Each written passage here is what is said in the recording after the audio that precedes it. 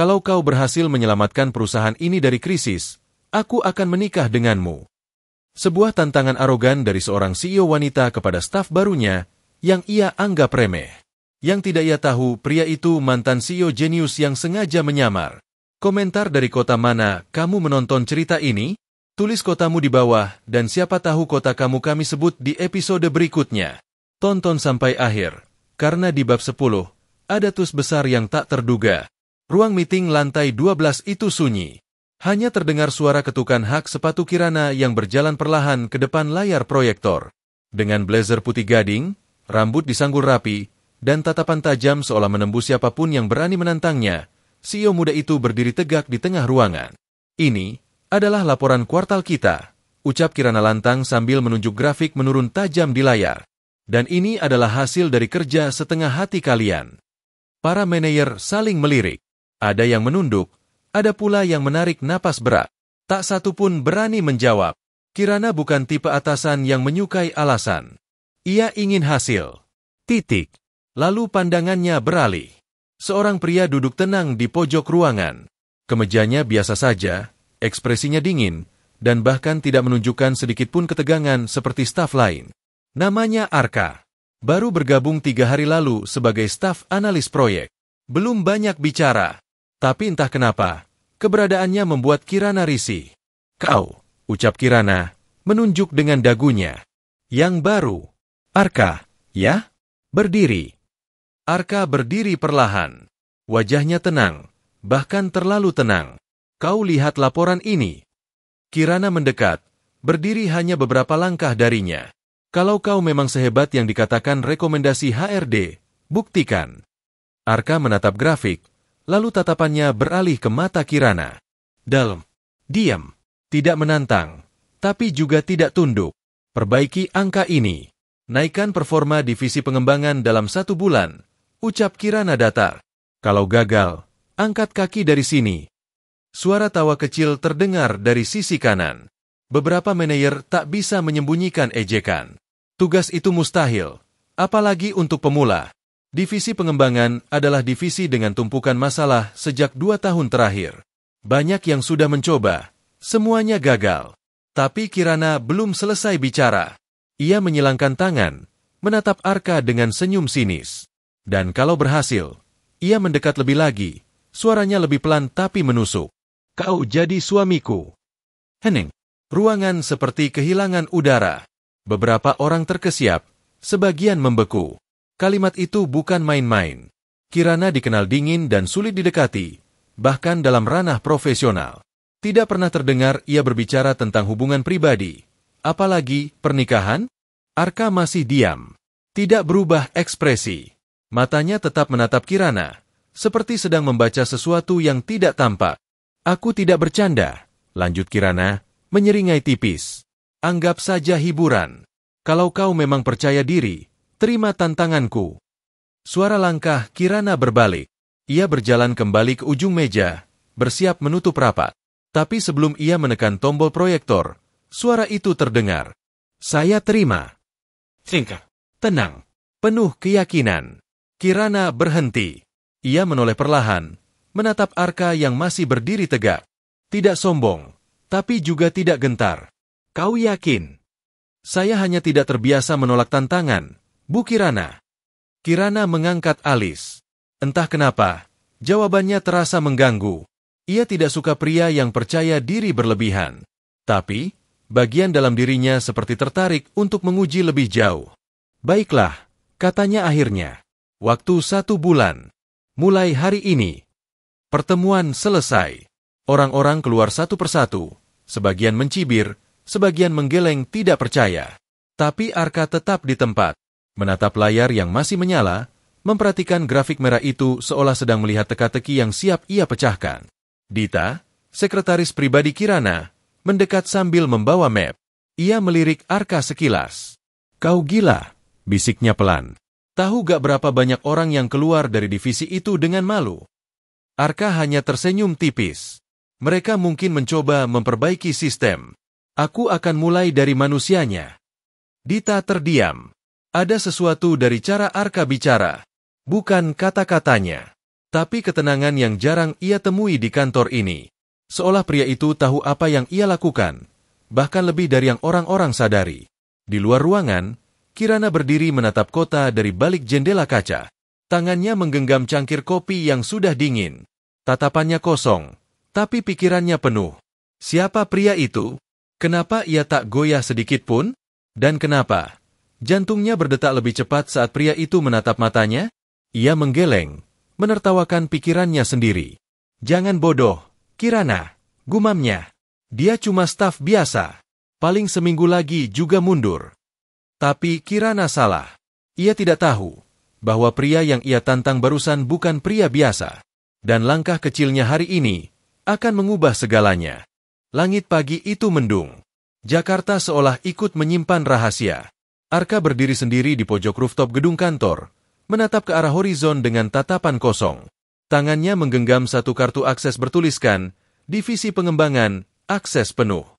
Ia putar kartu itu di antara jemarinya, seolah sedang menimbang sesuatu yang jauh lebih berat dari sekadar tugas kerja. Suara di kepala Arka bukan suara Kirana. Bukan pula suara para manajer yang mencibirnya di ruang rapat kemarin. Itu suara yang lebih dalam. Suara dari masa lalu. Ayah percaya kau bisa bawa perusahaan ini lebih jauh dari siapapun. Tapi satu hal, jangan pernah lupakan siapa dirimu. Arka memejamkan mata. Ingatan itu kembali, seperti duri yang tak pernah benar-benar ia cabut. 3 tahun lalu, ia duduk di kursi tertinggi sebuah perusahaan teknologi yang dikenal agresif dan penuh inovasi. Arkat, namanya. Perusahaan yang ia bangun dari tangan sendiri, dari ruang kos sederhana hingga akhirnya mencetak valuasi triliunan. Tapi puncak itu justru membuatnya kehilangan arah. Di tengah ekspansi besar, Arka terlibat dalam negosiasi akuisisi dengan perusahaan keluarga Kirana, Tirta Group, yang saat itu dipimpin ayah Kirana, Pak Guntur. Perusahaan tradisional yang bergerak di sektor manufaktur dan logistik. Arka, yang kala itu didorong oleh nafsu pertumbuhan, membuat keputusan cepat. Menolak merger, menolak kerjasama, bahkan menyudutkan Tirta Group dalam tekanan pasar hingga mereka nyaris bangkrut. Pak Guntur menderita serangan jantung tak lama setelah itu. Dan Arka? Ia menghilang. Mundur dari Arkatech, menjual seluruh sahamnya secara diam-diam, lalu pergi tanpa pamit. Dunia bisnis berspekulasi, kehilangan motivasi, tekanan mental, krisis eksistensial. Tapi hanya Arka yang tahu alasannya. Penyesalan dan rasa bersalah yang tak pernah reda. Ia telah menghancurkan sesuatu yang tidak hanya bernilai ekonomi, tapi juga harga diri sebuah keluarga yang selama ini berjuang menjaga integritas dalam kerasnya dunia bisnis. Itu sebabnya ia kembali, menyamar sebagai staf biasa. Menembus dinding yang dulu ia runtuhkan dengan arogansi. Menyusup ke dalam sistem bukan untuk balas dendam, tapi untuk menebus, tanpa diketahui siapapun, termasuk Kirana. Arka membuka matanya perlahan. Maafkan aku, Pak Guntur. Bisiknya lirih. Dari belakang, seseorang memanggilnya. Dita, sekretaris pribadi Kirana, datang dengan langkah cepat. Arka, ada waktu sebentar. Mereka masuk ruang pantry lantai 10, tempat yang jarang dipakai orang. Dita menatap Arka lekat-lekat. Aku gak bisa diam lagi. Aku tahu siapa kamu, ucap Dita dengan suara rendah namun tajam. Arka menatapnya, tak terkejut. Kamu hadir di Forum Bisnis Nasional tahun 2021. Aku ikut bosku waktu itu. Aku lihat kamu bicara soal valuasi startup dan menolak merger dengan Tirta Group. Arka diam. Kau CEO Arkatech, kan? Keheningan Arka menjawab segalanya. Dita menghela napas, setengah bingung, setengah kagum. Kenapa kamu di sini, Arka? Kenapa menyamar jadi staf biasa? Dan kenapa kamu mau ikut permainan aneh Kirana? Tatapan Arka mengeras. Aku di sini bukan untuk mempermainkan siapapun. Aku ingin memperbaiki sesuatu. Dengan cara menyamar. Dengan cara yang tidak mengulang kesalahan lama. Dita melihat keseriusan itu. Wajah pria ini bukan wajah pencari panggung. Ia datang membawa luka. Dan misinya terdengar terlalu jujur untuk dipalsukan. Tapi Kirana gak akan terima kalau tahu siapa kamu sebenarnya. Aku gak butuh dia menerima. Aku cuma butuh waktu 1 bulan. Dita menatap Arka lama. Akhirnya ia mengangguk pelan. Aku akan diam. Tapi tolong, jangan lukai dia. Kalimat itu menghantam Arka lebih keras dari yang ia kira. Bukan karena ancaman, tapi karena permintaan itu datang dari hati yang ingin melindungi. Dan Arka mulai sadar, tugasnya mungkin lebih berat dari sekadar menyelamatkan divisi bermasalah. Karena di dalamnya, ada seseorang yang sejak dulu ia sakiti, tanpa pernah sadar bahwa luka itu lebih dalam dari angka di neraca perusahaan. Hari Senin itu, Arka melangkah masuk ruang kerja divisi pengembangan. Ruangan luas dengan kaca buram, meja-meja terbuka, dan suasana yang terasa mati. Bukan karena sunyi, tapi karena semangat yang padam. Tak ada senyum, tak ada sapaan hangat. Hanya suara ketikan dan sesekali desahan frustrasi dari karyawan yang menatap layar seperti menatap dinding penjara. Arka menyapu pandangannya. Tim ini terlihat seperti kapal yang nyaris tenggelam, bukan karena ombak, tapi karena awaknya saling mencurigai. Ia bisa melihatnya dari bahasa tubuh mereka. Tegang, penuh tekanan. Seolah mereka semua bekerja bukan untuk mencipta, tapi untuk bertahan. Arka, kan? Seorang pria menghampiri. Rambut sedikit acak. Name tag bertuliskan Rudy, Senior Developer. Ya, kita satu tim. Rudy mengangguk sambil menunjuk kursi kosong. Di sini gak perlu basa-basi. Yang penting tahu diri. Jangan ikut campur terlalu banyak, kalau gak mau dijadikan tumbal. Arka menatapnya dalam-dalam. Tumbal. Divisi ini bukan soal kerjaan, tapi siapa yang kau lindungi? Jawab Rudy pelan, lalu pergi sebelum Arka sempat bertanya lebih jauh. Kata-kata itu melekat di kepala Arka sepanjang hari. Ia perhatikan laporan-laporan proyek sebelumnya. Banyak yang terhenti mendadak tanpa sebab jelas. Dokumen perencanaan tidak sinkron dengan laporan eksekusi. Dan yang paling mencolok, adanya kejanggalan angka. Ada yang bermain, tapi bukan orang sembarangan. Arka memutuskan mendalami satu proyek yang disebut-sebut sebagai biang kerok krisis, Proyek Sigma. Proyek ambisius yang bertujuan menggabungkan sistem logistik dan distribusi secara digital, namun tak pernah selesai meski dana terus mengalir. Ia meminta akses data, tapi sistem memberitahu, restricted hanya manajer tertentu. Arka tidak menyerah. Ia mendekati tim satu persatu, dengan cara yang tak mencurigakan. Ia tak bertanya langsung. Ia mendengar, menyambung pembicaraan kecil, menganalisis respon, dan perlahan-lahan, ia mulai paham. Ada dua kubu dalam divisi ini. Satu yang benar-benar ingin membangun. Satu lagi, hanya menjadikan proyek sebagai kedok untuk memperbesar anggaran dan menyembunyikan jejak kegagalan. Tapi yang lebih mengerikan, tidak ada yang berani bicara. Ketakutan terlalu dalam. Rasa percaya hancur total. Sore itu, saat hampir semua staf pulang, Arka masih duduk menelusuri catatan manual yang disimpan seorang junior analis. Namanya Tino, 26 tahun, berkacamata tebal, jarang bicara. Aku tahu kamu bukan staf biasa, ucap Tino tiba-tiba dari belakang. Arka menoleh. Maksudmu? Orang biasa gak akan nekat buka laporan lama satu persatu. Mereka semua takut disalahkan. Tapi kamu seperti orang yang gak peduli kalau dijatuhkan. Arka menatapnya serius. Kamu tahu apa tentang proyek Sigma? Tino ragu sejenak. Lalu ia membuka flash disk kecil dari saku bajunya. Aku backup datanya. Banyak file yang sengaja dihapus dari server. Aku takut kehilangan bukti. Tapi aku juga takut kalau ini sampai ketahuan. Siapa yang kamu curigai? Tino menelan ludah. Aku gak bisa bilang. Tapi, salah satu di antara mereka duduk di rapat direksi. Orang dalam, yang selama ini seolah bersih. Arka menerima flash disk itu. Ia tahu, apapun isinya, akan jadi pemicu. Tapi langkah ini tak bisa dibatalkan. Kalau ia mundur, bukan hanya kepercayaannya yang runtuh, tapi masa depan perusahaan Kirana bisa hancur total. Malam itu, Arka tidak pulang. Ia duduk di ruang kerja kecil di lantai bawah, mengutak-atik isi flash disk. Dan satu folder menarik perhatiannya, hasil audit internal tidak dilaporkan. Saat membukanya, Arka membeku. Di dalamnya, terdapat dokumen audit yang mencatat dana fiktif, info palsu, dan rekayasa vendor. Semuanya mengarah pada satu pola, penggelembungan biaya, dengan jumlah yang sangat besar. Dan ada satu nama yang muncul berulang kali di tanda tangan persetujuan. Tapi sebelum ia sempat membacanya lebih jauh, listrik di ruangan mati seketika.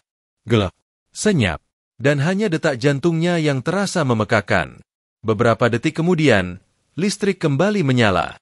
Tapi layar komputernya hitam. File menghilang. Flash disk meleleh di port USB, terbakar kecil, seperti disengaja. Arka berdiri perlahan, menahan napas. Seseorang tahu ia sedang menyelidik. Seseorang ingin ia berhenti. Tapi ini bukan waktunya gentar. Dalam hati, Arka berdoa lirih. Bukan minta kemenangan, tapi kekuatan untuk menegakkan kebenaran meski harus berjalan sendirian. Lindungi aku, ya Allah, bukan dari mereka, tapi dari diriku sendiri. Jangan biarkan aku terjebak lagi dalam kesombongan masa lalu. Sudah 3 hari Kirana memperhatikan satu hal. Grafik performa divisi pengembangan mulai naik. Tidak drastis, tapi cukup stabil untuk membuat alisnya terangkat. Dalam ruang kerja pribadi yang didesain minimalis, ia duduk dengan punggung bersandar, memandangi layar laptop yang menampilkan tren positif. Tangannya mengetuk-ngetuk meja. Ada yang janggal. Bukan pada datanya, tapi pada kecepatan perubahannya. Ini bukan kebetulan. Dan bukan juga hasil kerja tim yang selama ini berantakan. Arka, bisiknya pelan. Namanya terucap begitu saja. Sejak pertemuan pertama, pria itu memang aneh. Tidak cerewet seperti staf baru pada umumnya. Tidak berusaha menjilat, tapi juga tidak defensif saat diremehkan. Ia seperti tahu betul siapa dirinya. Dan yang lebih mengganggu Kirana, pria itu tidak pernah mencari validasi. Pagi itu, Kirana memanggil Dita. Bisa carikan aku catatan personal HRD tentang Arka. Dita menatap Kirana sekilas, lalu menjawab pelan. Data dasar ada, tapi latar belakang lengkapnya sangat minim, Bu. Hanya tertulis pernah bekerja freelance beberapa tahun, tanpa detail perusahaan. Kirana menyipitkan mata. Itu aneh, kan? Ya, Bu. Tapi dia lulus seleksi karena menyelesaikan tes yang seharusnya gak bisa dilewati siapapun. Bahkan sistem rekrutmen kita sempat error waktu dia jawab soal strategi 3 lapis dengan pendekatan sistem adaptif. Belum pernah ada pelamar yang gunakan itu sebelumnya. Dada Kirana berdesir. Perasaan tak nyaman itu mulai berubah bentuk. Dari sekadar risih, menjadi ketertarikan bercampur curiga. Ia buka profil LinkedIn Arka. Kosong. Tidak ada riwayat kerja yang jelas. Foto pun hanya siluet bayangan. Kirana mengetik namanya di mesin pencari internal perusahaan. Hasil nihil. Tapi satu hal yang paling mengusiknya. Mengapa seseorang dengan kemampuan seperti itu memilih posisi bawah? Ia berdiri. Kaca di ruangannya menyajikan pemandangan kota. Tapi pandangannya jauh melampaui itu. Arka seperti teka-teki. Dan Kirana benci tidak bisa mengendalikan sesuatu. Siang harinya, ia turun ke lantai divisi pengembangan. Langkahnya membuat beberapa staf berdiri kaku. Tapi bukan itu yang ia cari. Ia ingin melihat Arka bekerja secara langsung. Ia ingin tahu bagaimana pria itu menggerakkan sesuatu yang selama ini macet. Dan benar saja, ia menemukan Arka berdiri di tengah tim kecil, tidak memberi perintah, tapi bertanya. Bukan bertanya basa-basi, tapi dengan nada rendah, jelas, penuh ketertarikan nyata pada solusi. Ia tidak menjual teori. Ia menggali. Dan yang paling mengejutkan, orang-orang yang sebelumnya tertutup, sekarang berbicara. Kirana berdiri dari jauh, memeluk map di dadanya. Ada rasa asing yang menyusup ke dalam pikirannya. Dia memimpin, tanpa tampak seperti pemimpin. Kenapa dia seperti pernah melakukan ini sebelumnya? Pikirnya. Ketika Arka berbalik, mata mereka bertemu sejenak. Hanya 1 detik. Tapi cukup untuk membuat Kirana salah tingkah dan segera melangkah pergi. Malamnya, Kirana duduk sendirian di ruang kerjanya. Laporan mingguan di tangannya tidak membantunya tenang. Justru membuat pikirannya berisik. Ia teringat lagi tantangan konyol yang ia ucapkan di depan tim, tentang pernikahan. Tadinya itu hanya sindiran. Tapi sekarang, ketika melihat Arka benar-benar membalikkan keadaan, hatinya bergetar oleh sesuatu yang lebih dari sekadar kekaguman. Lalu ia teringat ayahnya. Saat kamu mulai kehilangan kendali, berarti kamu sedang diajarkan untuk belajar percaya. Ucapan almarhum ayahnya dulu terasa menampar. Kirana tumbuh di bawah bayang-bayang ayah yang dihormati banyak orang. Ia belajar bahwa ketegasan adalah harga mati. bahwa kelembutan adalah tanda kelemahan, dan bahwa kepercayaan adalah risiko. Tapi Arka datang seperti gangguan dalam sistem. Ia tak bisa membaca pria itu, dan justru karena itulah, ia ingin tahu lebih dalam. Keesokan harinya, Kirana menyamar. Ia turun lebih pagi, mengenakan blazer gelap tanpa makeup mencolok. Ia masuk ke kantin karyawan seperti staf biasa. Dan di sana, ia mendengar Arka tertawa. Bukan tawa yang keras, tapi tulus, ringan. Dan yang lebih membuatnya terdiam, ia sedang bicara tentang kehidupan. Kadang, hidup itu bukan soal siapa yang pertama sampai di puncak, tapi siapa yang gak kehilangan arah waktu semua yang ia punya hilang. Ucap Arka kepada dua staf baru. Kirana berdiri di balik pilar. Ia merasa dadanya sesak. Ucapan itu terasa terlalu jujur. Dan untuk pertama kalinya, ia bertanya dalam hati, siapa sebenarnya pria itu? Malam itu, Kirana masuk ruang arsip rahasia perusahaan. Dengan akses direktur, ia bisa membuka data lama. Ia mencari file lama soal merger yang batal antara Tirta Group dan perusahaan teknologi yang sempat ingin menjatuhkan nilai pasar perusahaan ayahnya. Dan di antara tumpukan dokumen tua, ia melihatnya. Satu nama di bawah tanda tangan CEO Arkatech. Arka Perdana. Tangan Kirana gemetar. Hatinya membeku. Matanya tak berkedip. Tubuhnya seperti ditarik paksa kembali ke masa ketika ayahnya nyaris kehilangan segalanya. Ketika media membicarakan betapa keluarga mereka kalah dari dunia digital. Ketika nama Arka Perdana menjadi simbol dari ketidakadilan bisnis modern. Dan kini, pria itu ada di bawah atap yang sama. Bekerja di kantor ini, di divisi yang ia pimpin, dan ia tantang untuk menikahinya. Kirana duduk di ruangannya dengan tatapan kosong. Tangannya meremas kertas yang baru saja ia cetak, profil lengkap Arka Perdana, mantan CEO Arkatech. Dahi Kirana tertunduk, napasnya berat. Di balik keberhasilannya sebagai pemimpin muda, ia masih manusia. Dan hari ini, ada badai dalam dadanya yang tidak bisa ia sembunyikan. Selama ini ia pikir Arka hanya staf biasa yang kebetulan cerdas. Tapi kini, segalanya berubah. Bukan hanya karena masa lalu mereka pernah bersinggungan. Bukan karena trauma keluarganya. Tapi karena rasa yang ia benci. Rasa dikalahkan oleh seseorang yang tak pernah ia anggap setara. Kirana tidak marah. Ia merasa ditelanjangi. Terpojok bukan karena kehilangan kendali perusahaan, tapi kehilangan batas antara masa lalu dan masa kini. Ia berdiri, lalu menatap bayangannya sendiri di kaca jendela besar. Matanya menatap sosok dingin yang biasa ia banggakan, tapi kini terlihat rapuh. Tatapannya bergetar. "Kenapa kamu kembali?" gumamnya lirih. "Apa yang kamu cari, Arka?" Namun pertanyaan itu tak ia tujukan pada pria itu. Belum. Kirana terlalu bangga untuk mengakui bahwa ia merasa terancam. Maka ia memilih jalur yang ia kenal, strategi. Kendali, permainan. Keesokan harinya, Kirana memanggil seluruh kepala divisi ke ruang rapat. Arka duduk di ujung, seperti biasa, tenang, tak bicara. Tapi kali ini, Kirana tidak menatapnya dengan acuh. Ada intensitas dalam sorot matanya, seolah ingin menantang secara langsung tanpa menyebut nama. Perusahaan ini akan membuka ekspansi cabang ke Surabaya, ucap Kirana sambil menyalakan layar proyektor. Tapi ada masalah. Gudang utama kita di sana mengalami kerugian besar dalam 2 kuartal terakhir. Distribusi lambat, pelanggan kabur, dan sistem IT-nya rusak total. Beberapa manajer saling bertukar pandang, tahu bahwa proyek Surabaya adalah mimpi buruk yang tak ingin disentuh siapapun.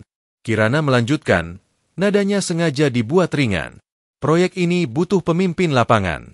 Seseorang yang bisa menghidupkan kembali rantai distribusi, menyusun ulang strategi logistik, dan merombak sistem yang nyaris mati. Ia menatap Arka. "Kau siap, Arka?" Ruang rapat hening. Arka menatap Kirana perlahan. Sejenak terlihat seperti sedang membaca lebih dari sekadar perintah kerja. Ia tahu, ini bukan penugasan biasa. Ini adalah ujian. Atau jebakan. Tapi ia tidak mundur. "Saya siap," jawabnya tenang. Beberapa orang terperangah, termasuk Renard, komisaris yang duduk di sisi kanan ruangan, memperhatikan dari balik senyum tipis yang mencurigakan. "Bagus," ucap Kirana datar. "Kamu akan berangkat sore ini. Tim sudah menunggu." Semua data akan kamu dapatkan di sana, termasuk orang-orang yang mungkin tidak senang kamu datang. Arka mengangguk. Terima kasih atas kepercayaannya. Kirana menahan napas. Kata-kata itu menusuk. Ia tak tahu apakah Arka sedang tulus, atau sedang memainkan permainan yang jauh lebih besar dari yang ia duga. Sebelum Arka pergi, Dita menemuinya di basement parkiran. Ia menarik napas dalam-dalam sebelum bicara. Apa kamu tahu? Kirana sudah tahu siapa kamu. Arka memandangi Dita. Kapan dia tahu? Setelah dia lihat file merger lama. Dia gak bilang langsung ke kamu, tapi ekspresi wajahnya berubah. Arka terdiam sejenak. Aku sudah duga. Tapi aku harap dia gak pakai informasi itu untuk menyabotase. Aku datang bukan buat menghancurkan apapun. Dita menatapnya dalam-dalam. Tapi kamu juga gak datang tanpa alasan.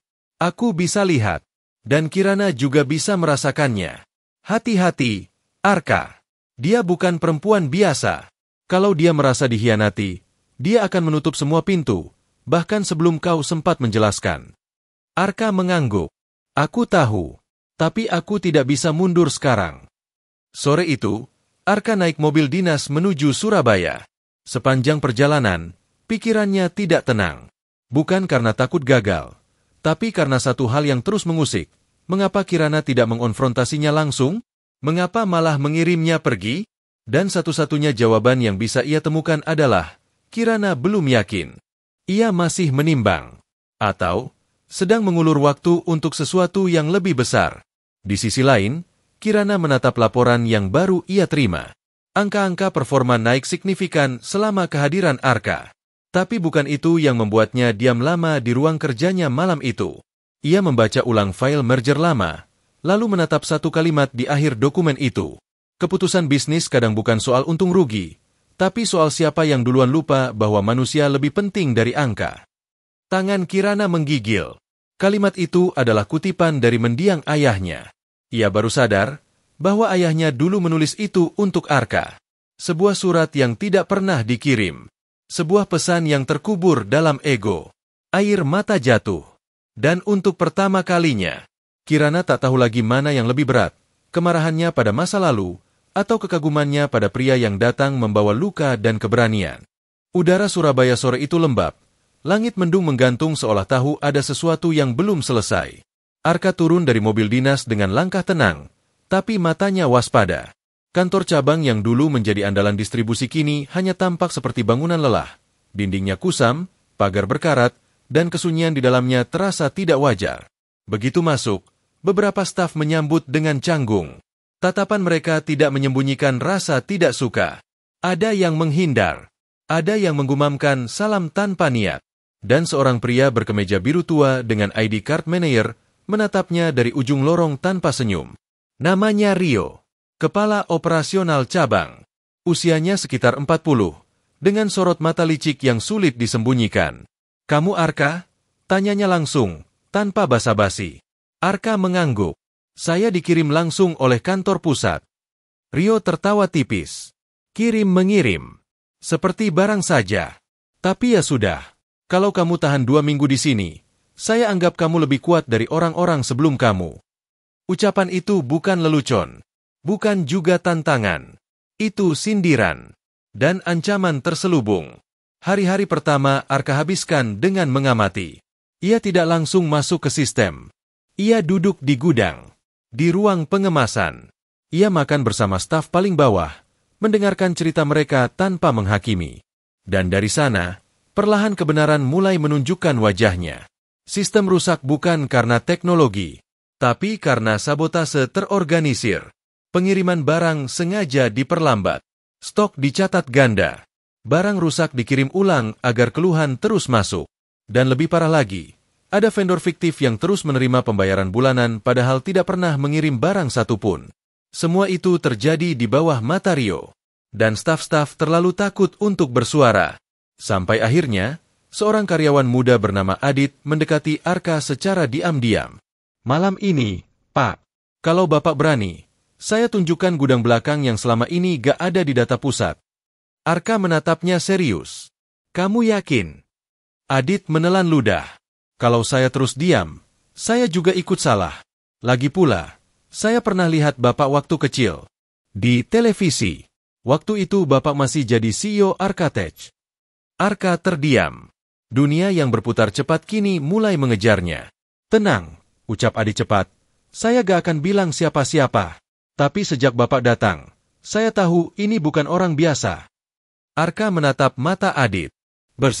Jujur, tapi berbahaya. Jangan sebut itu lagi. Sekalipun. Adit mengangguk. Iya, Pak. Maaf. Malam itu, Arka mengikuti Adit menuju bagian gudang yang disegel secara informal. Tidak ada CCTV. Hanya lampu temaram dan satu pintu besi yang selalu dikunci dengan gembok besar. Kuncinya? Tanya Arka.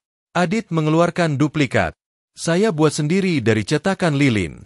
Maaf, Pak. Saya nekat. Begitu pintu terbuka, aroma apek menyeruak. Ruangan sempit itu penuh dus kosong dengan label merek berbeda. Tapi di bawahnya, terhampar dokumen invoice, materai, dan bahkan cap perusahaan yang disimpan di dalam peti logam kecil. Arka membuka satu bundel kertas.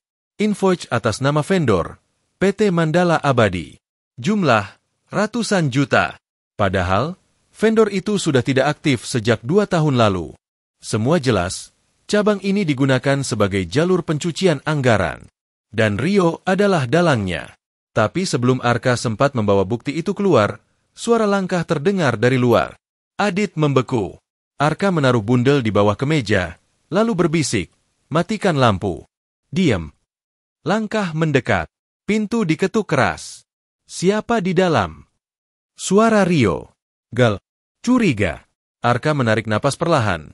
Tubuhnya menempel dinding, mendengar detak jantungnya sendiri yang kini berpacu liar. Adit gemetar. Pintu diketuk sekali lagi. Kali ini lebih keras. Lalu, hening. Beberapa menit kemudian, suara langkah menjauh. Adit menghembuskan napas panjang. Hampir saja. Arka menatapnya. Kamu harus keluar dari sini. Sekarang. Besok, kamu ajukan cuti. Jangan balik sebelum saya hubungi. Adit mengangguk cepat. Tapi Bapak gimana? Aku masih punya urusan yang belum selesai. Paginya, Arka kembali ke kantor cabang dengan wajah biasa. Tapi dalam hatinya, ia tahu waktunya tidak banyak. Jika Rio tahu ia sudah melihat gudang itu, maka bukan hanya penyamarannya yang terancam. Nyawanya juga bisa dalam bahaya. Tapi ia tak gentar. Ia pernah kehilangan segalanya karena kesombongan masa lalu. Kini, jika ia harus kehilangan identitas untuk menegakkan keadilan, maka ia siap. Sementara itu, Kirana menerima pesan di ponselnya. Dari Renard. Arka bukan staf biasa. Aku punya jejaknya. Kau ingin kuumumkan sekarang? Kirana memandangi layar itu lama. Matanya meredup. Ia tahu waktunya hampir habis. Ia tahu penyamaran Arka hanya menunggu satu celah untuk terbongkar. Tapi entah kenapa, hatinya menolak menerima semua ini sebagai bentuk kebohongan. Malam itu, Kirana masih terjaga di ruang kerjanya. Lampu ruangan telah diredupkan, hanya meja kerjanya yang menyala terang oleh pantulan layar laptop. Jari-jarinya berhenti mengetik. Pandangannya kosong, tapi bukan karena lelah. Pikirannya terhanyut ke arah yang tidak pernah ia izinkan sebelumnya. Ke arah seseorang yang seharusnya ia curigai, tapi malah membuat dadanya sesak setiap kali namanya disebut. Arka. Nama itu menjadi gema yang tak berhenti berdentang dalam pikirannya sejak pria itu dikirim ke cabang Surabaya. Setiap laporan yang masuk dengan progres signifikan, setiap email dari staf cabang yang tiba-tiba mulai menunjukkan semangat kerja, semuanya berujung pada satu benang merah, Arka bekerja. Dan bukan hanya bekerja, tapi menyentuh sesuatu yang lebih dalam dari sistem dan strategi. Ia menyentuh manusia. Kirana berdiri dan berjalan ke depan jendela besar ruangannya. Dari lantai 12, kota terlihat seperti lautan cahaya. Tapi di balik gemerlap itu, pikirannya justru tenggelam dalam gelap. Apa yang sebenarnya ia rasakan? Arka pernah menjadi simbol kehancuran masa lalu keluarganya. Pria itu adalah bagian dari alasan kenapa ayahnya harus memindahkan kepemimpinan perusahaan secara mendadak sebelum sempat menyempurnakan restrukturisasi. Kirana harus naik ke puncak saat ia bahkan belum selesai menyusun peta langkah. Tapi Arka yang kini hadir di hadapannya bukan pria yang dulu ia dengar di berita. Bukan sosok arogan di balik meja CEO yang membuat keputusan dingin demi laba. Ia kini menjadi seseorang yang berjalan di tanah, mencicipi debu, merasakan perih, dan tetap melangkah. Dan itu membuat hati Kirana bergetar. Hari berikutnya, Kirana membuka satu folder rahasia yang hanya ia dan ayahnya dulu yang punya akses. Di dalamnya ada catatan harian almarhum ayahnya. Ia temukan satu halaman dengan tulisan tangan yang nyaris pudar. Anak muda itu, Arka, terlalu cepat naik. Tapi aku bisa lihat, dia bukan jahat, hanya belum matang. Jika suatu hari dia kembali dengan kepala tertunduk, aku harap perusahaan ini cukup besar untuk menerima, bukan menolak. Kirana menahan napas. Tulisan itu tertanggal 1 minggu sebelum ayahnya dirawat di rumah sakit. Matanya memanas. Dadanya seperti diaduk dari dalam. Ayahnya tidak membenci Arka.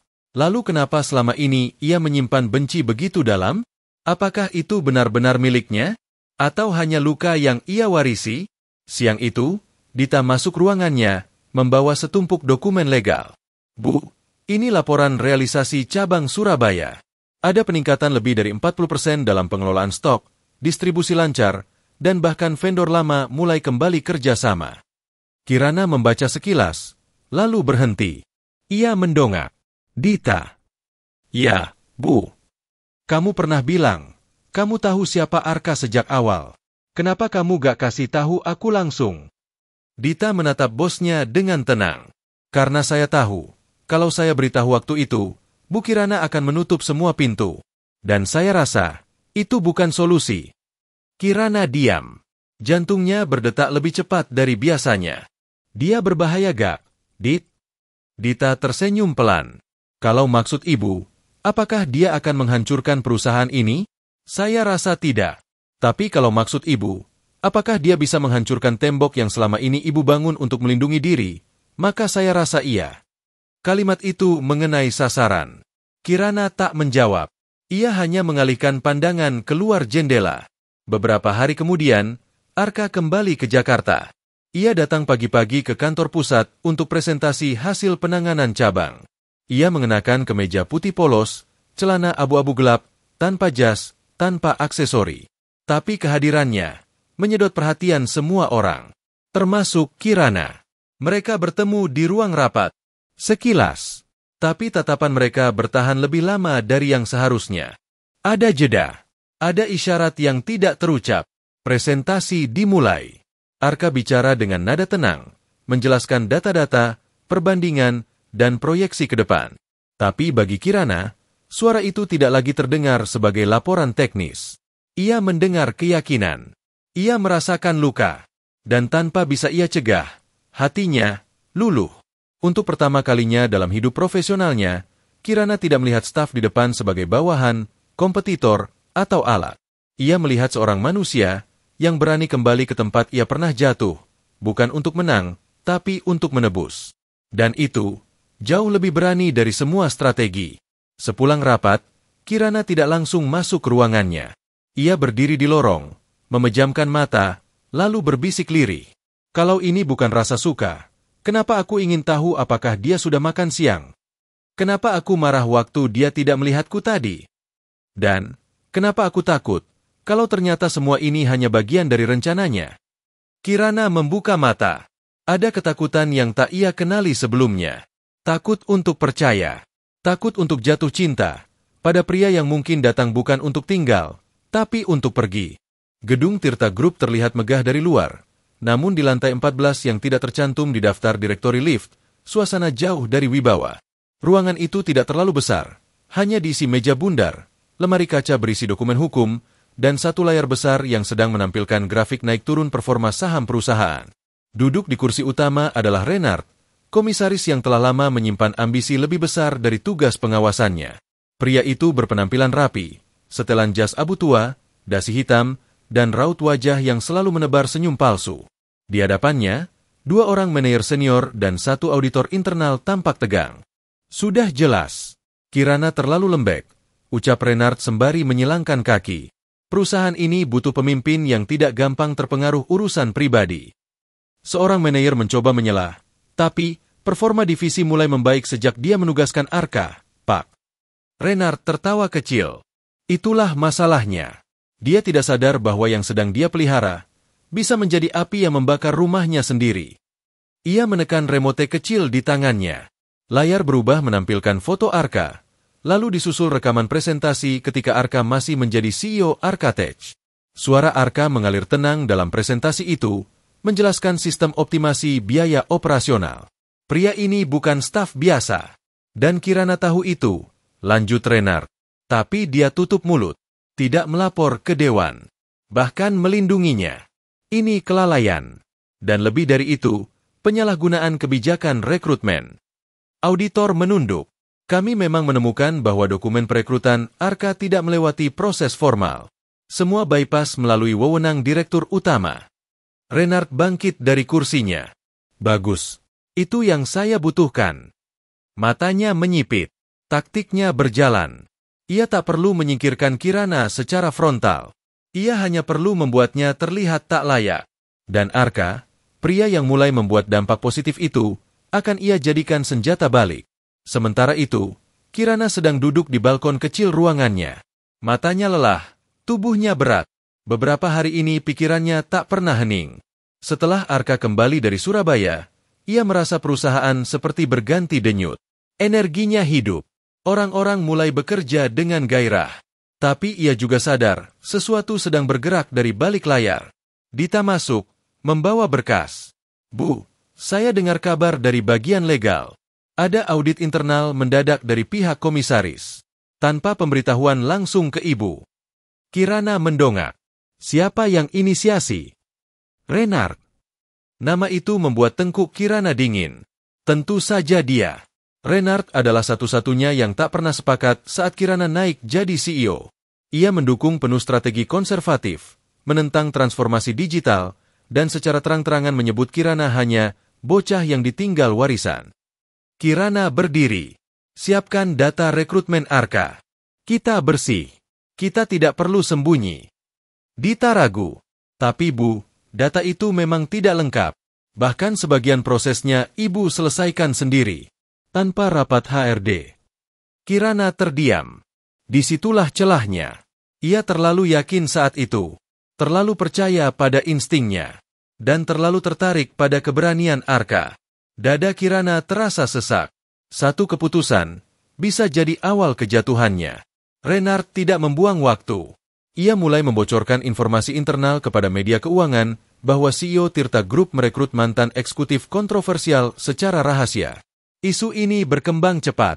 Artikel-artikel mulai bermunculan dengan nada sinis, mempertanyakan integritas perusahaan. Apakah Tirta Group kini jadi permainan pribadi sang CEO? Arka Perdana kembali ke dunia bisnis lewat jalur belakang.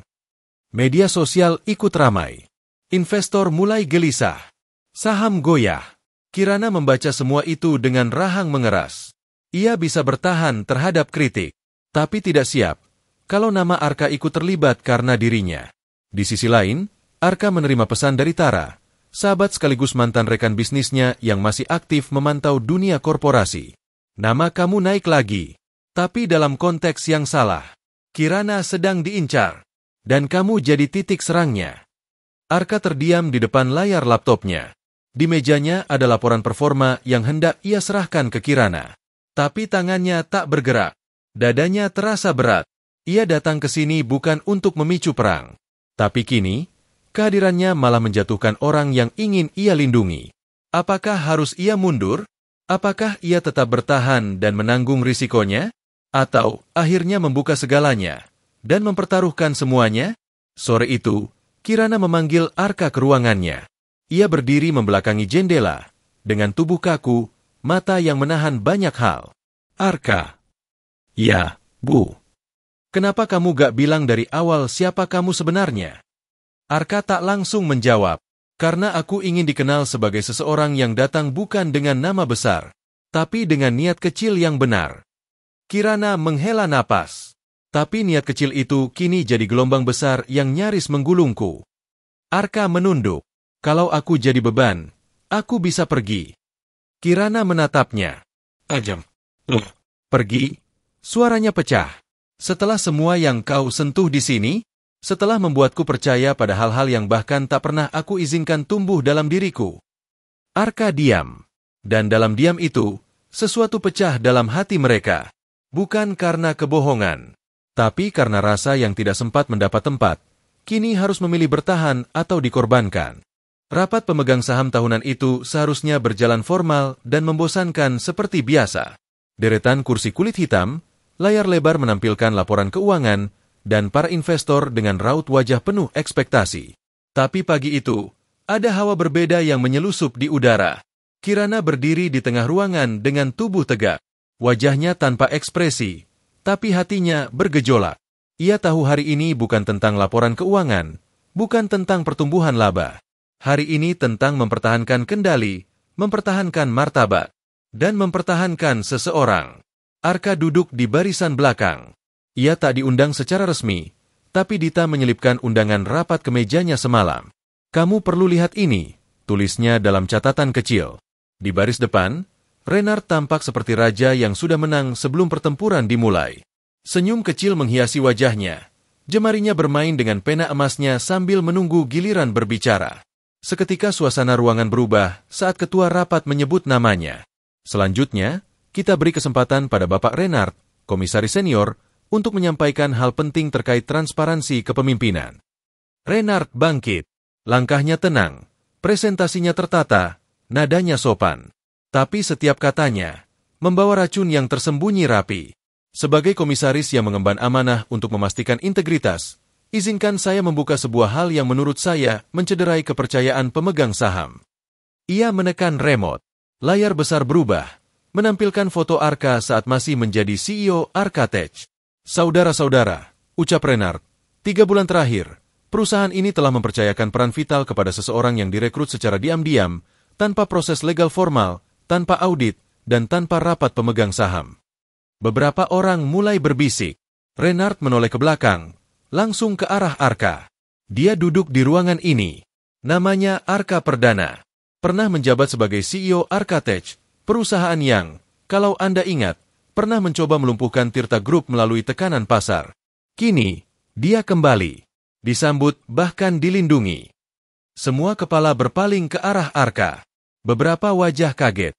Beberapa tampak marah. Sebagian bingung. Arka berdiri perlahan. Ia tak membantah. Ia hanya berdiri dengan kepala tegak. Kirana tidak bergerak dari tempatnya.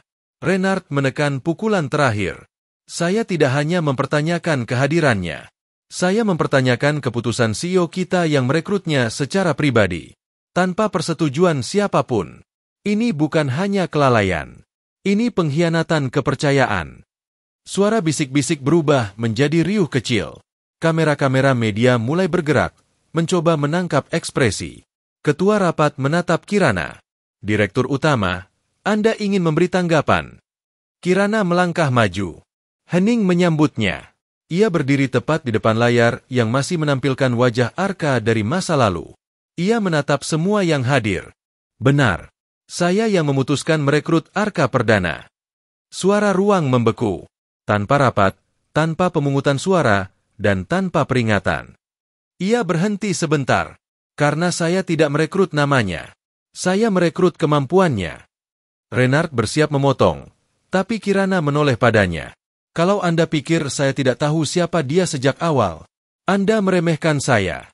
Saya tahu siapa dia. Saya tahu luka yang ditinggalkannya di perusahaan ini.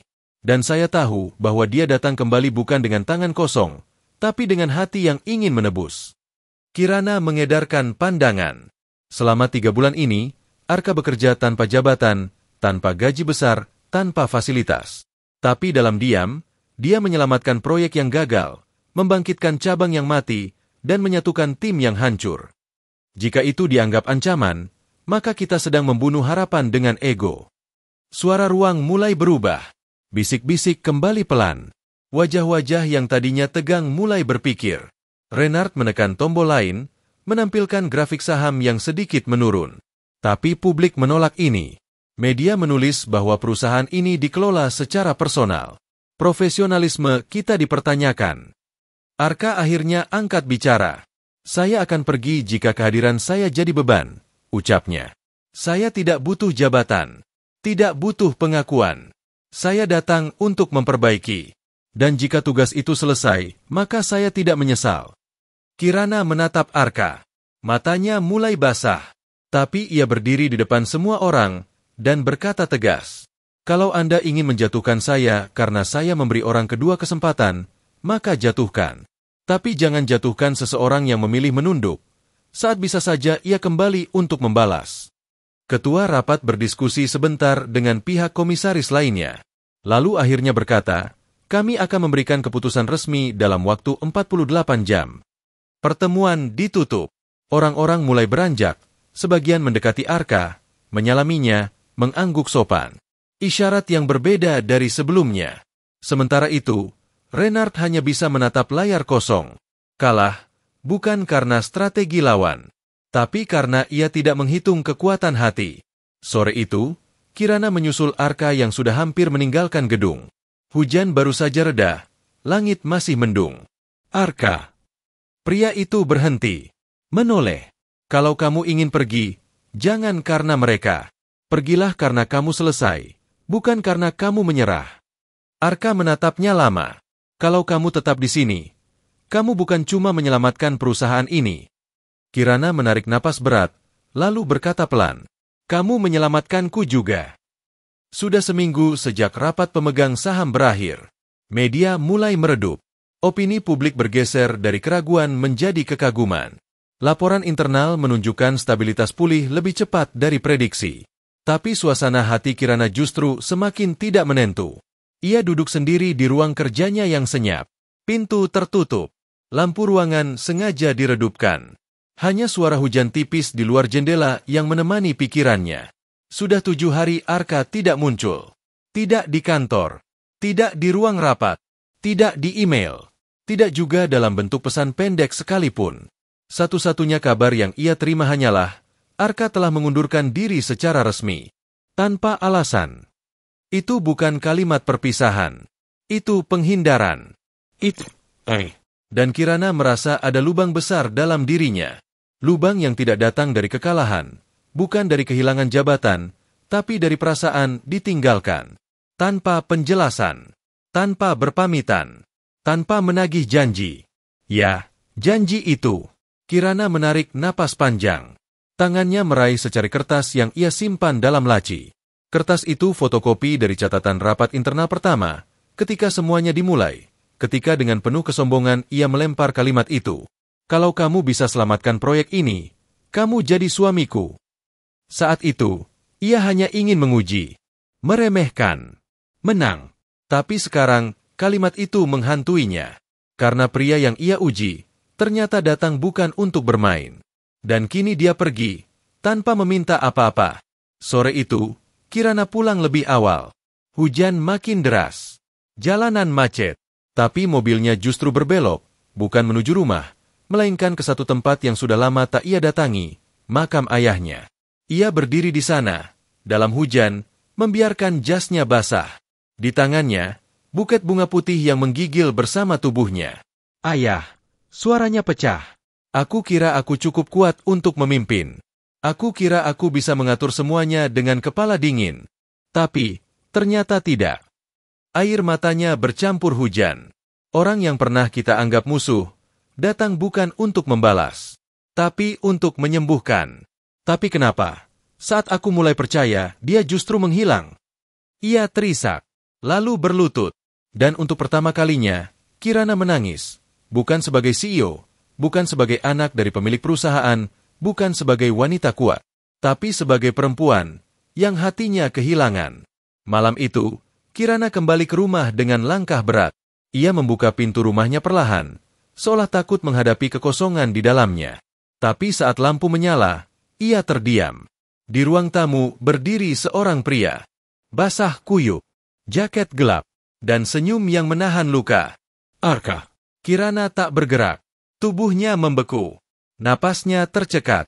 "Aku tahu aku harusnya berpamitan." Suara Arka pecah. "Tapi aku takut. Bukan takut ditolak. Tapi takut, kamu hanya melihatku sebagai tugas yang sudah selesai." Kirana melangkah mendekat, perlahan. "Kenapa kamu pergi?" "Aku datang dengan niat menebus. bukan menagih. Dan setelah semua selesai, aku pikir tugas itu usai.